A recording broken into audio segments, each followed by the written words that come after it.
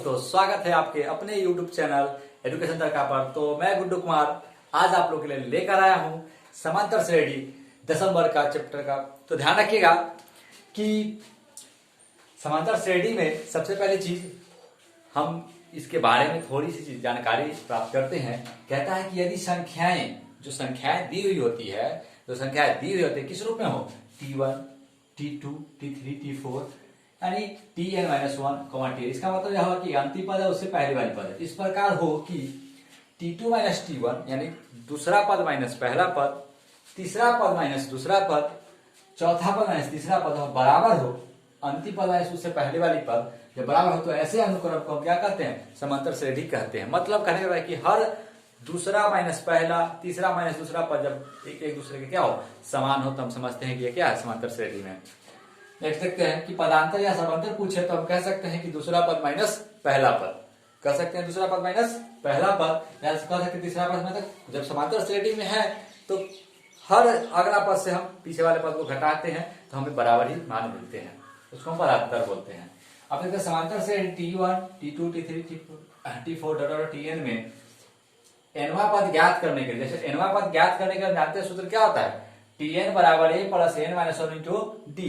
जहां हम जानते हैं कि a क्या है, प्रथम पद है, d क्या है, पदांतर है, और n जो है nवां पद, जैसे बोला कैमा पद, 10वां पद, तो n यहाँ पर क्या हो गया, 10 हो गया, 10वां पद हो गया।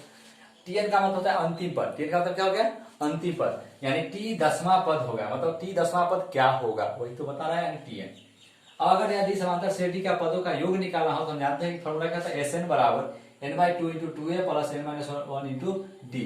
हम कह सकते हैं Sn को हम कहते हैं पदों का योगफल। एक चीज यहाँ पे आता है कि यदि बोलता है लगातार प्राकृत संख्या, क्या बोलता है कि प्रथम कह सकते हैं लगातार शुरुआत से ही कह सकते हैं, यानी प्रथम n प्राकृत संख्याओं का योगफल, प्रथम n प्राकृत संख्याओं का योगफल अगर बोले, प्रथम n क्या पूछे, प्राकृत संख्याओं का, कौन संख्या का, प्राकृत संख्या का योगफल बोले, तो इसके लिए हम जानते हैं कि कहता है n इंटू n प्लस 1 बटा 2, n इंटू n प्लस बटा 2। ठीक है, ध्यान रखना है इसमें। तो यहाँ पे n क्या है, पदों की संख्या, n क्या है यहाँ पर भी, पदों की संख्या। अगर यही कह दे ये प्राकृत संख्या के लिए, अगर n लगातार विषम संख्या बोल दे, n लगातार विषम संख्या का योग पूछे तो हम सोचे सिर्फ क्या लिख देंगे, n²। क्या लिखेंगे, सिर्फ n²। तो ये दोनों ध्यान रखना है। अगर कभी कभी कहता है कि लगातार 10 प्राकृत संख्याओं का योग ज्ञात करें, तो हम यहाँ पे क्या करेंगे, 10 रखते हैं, 10 इंटू 10 प्लस 1 बटा 2, क्या हो गया, 10 गुने 10 है 11 बटा 2। अब करते हैं तो कितना आएगा, 2 × 5 = 10, 11 × 5 = 55। यानी हम कह सकते हैं कि पद कितने होंगे, यानी पदों का योग क्या होगा, 55। यानी हम 1 से 10 तक को जोड़ते हैं तो कितना आंसर आएगा, 55 आएगा। अगर ये कहता कि प्रथम 5 विषम संख्याओं का योग ज्ञात करें, तो प्रथम 5 विषम संख्या, प्रथम कितने विषम संख्या है, 5 विषम संख्या, हम सीधा करते हैं 5 का स्क्वायर तो 25। कैसे देखते हैं, अगर पहला विषम संख्या होगा आपका कितना होगा बताइए, 1, दूसरा विषम संख्या 3, तीसरा हो जाएगा आपका 5, चौथा हो जाएगा 7 और पांचवा हो जाएगा 9। तो 9 × 7 = 16, 16 × 5 = 21, 21 × 3 = 24, 1 = 25। बस ये चीज ध्यान रखना है। ठीक है, तो बढ़ते हैं हम लोग क्वेश्चन की तरफ। काफी शानदार क्वेश्चन जो आपको मैट्रिक एग्जाम में बिल्कुल आने वाले प्रश्न सब है, जो आपको मैं अभी आप लोगों को कराऊंगा। बढ़ते हैं पहले क्वेश्चन की ओर, देखते हैं पहला क्वेश्चन क्या कहता है। पहला क्वेश्चन कहता है कि AP 4, 10, 16, 22 का सर्वंतर होगा। जैसे ही सर्वंतर ज्ञात करने के लिए कहे तो हम पहले ही बताए थे, सर्वंतर यानी D, जैसे क्या कह सकते हैं, सर्वंतर ज्ञात करने के लिए कहे तो आपको ध्यान रखना है, दूसरा पद को लिखना है। दूसरा पद कितना है, 10। AP कितना का सर्वंतर, जैसे ही हम जानते हैं AP, सबसे पहले AP जब दिया हुआ है इसका मतलब समांतर श्रेणी में है, तो हम ज्यादा समय अपना व्यर्थ नहीं करेंगे, क्योंकि ऑब्जेक्टिव प्रश्न होते हैं इस प्रकार के। तो क्या 10 - 4, 10 में 4 कितना गया, 6।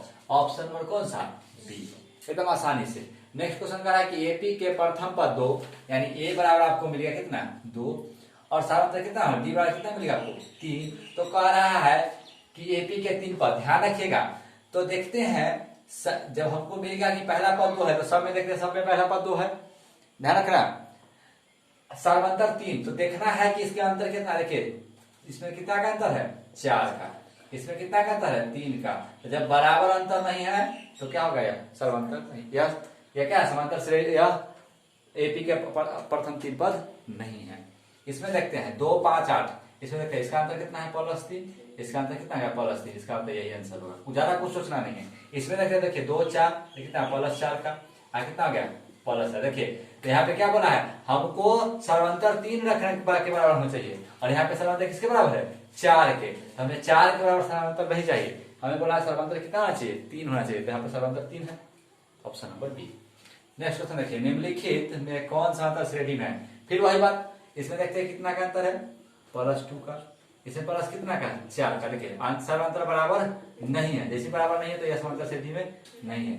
इसमें आते हैं 6 में से -6 में से -10 को घटाएंगे, तो देखिए तो जब -6 में से -10 को घटाते हैं तो प्लस 10 में से 6 कितना हो जाएगा 4, अंतर कितना हो गया 4 का।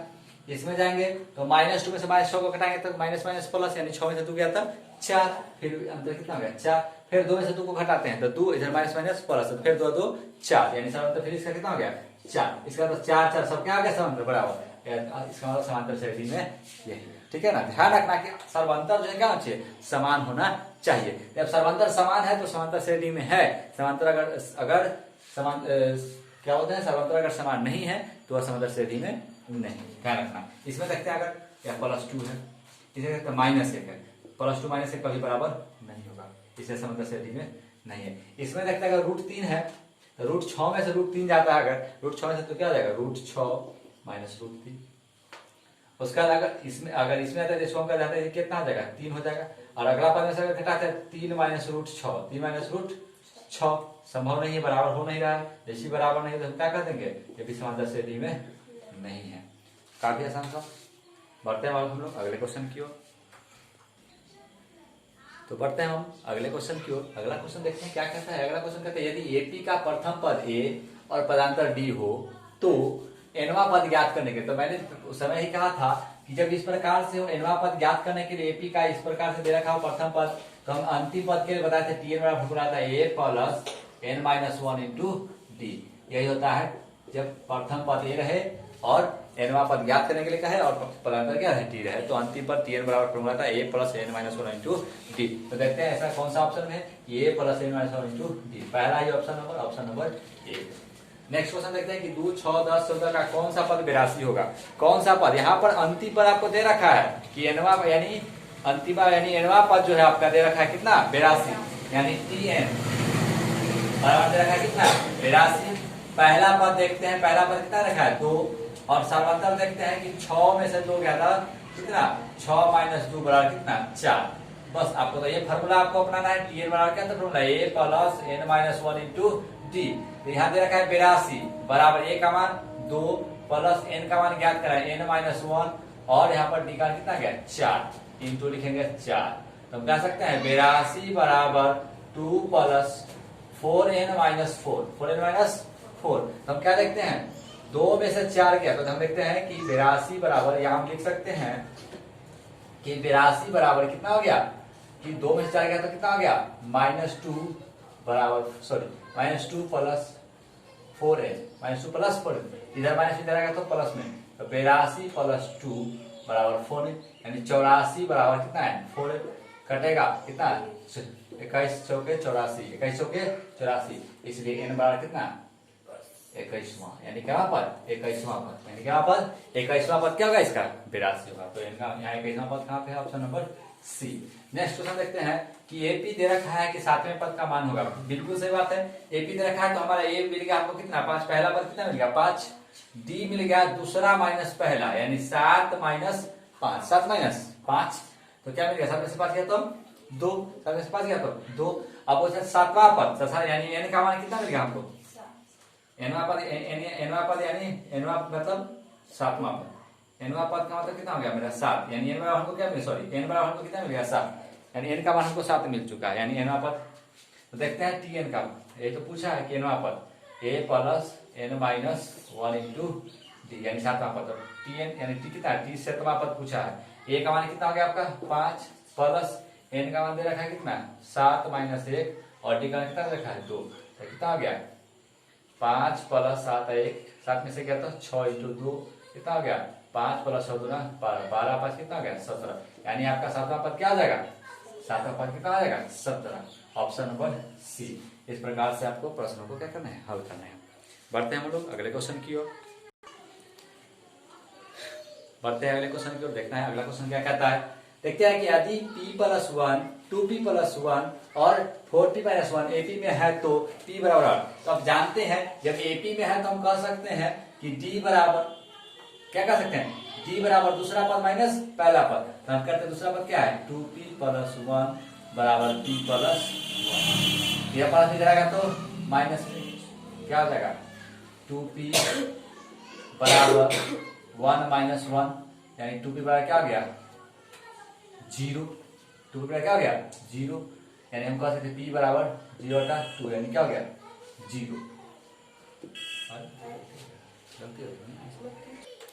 तो देखते हैं वहां पे कुछ गलतियां हो गई थी, तो ध्यान रखना है। कहता है कि तो हम जानते हैं पहला पद दूसरा पद और तीसरा पद है, तो हम जानते हैं कि सर्वांतर क्या होता है दूसरा पद माइनस पहला पद। तो हम करते हैं दूसरा पद क्या है मेरा 2p plus 1 minus p plus 1 बराबर तीसरा पद क्या है 4p minus 1 minus 2p plus 1, है ना।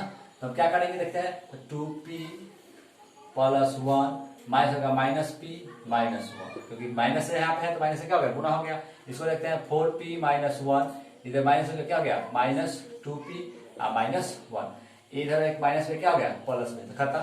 यहाँ देखते हैं क्या कि 2p में से p गया था, क्या बचा मेरे पास p बचा, ध्यान रखना है।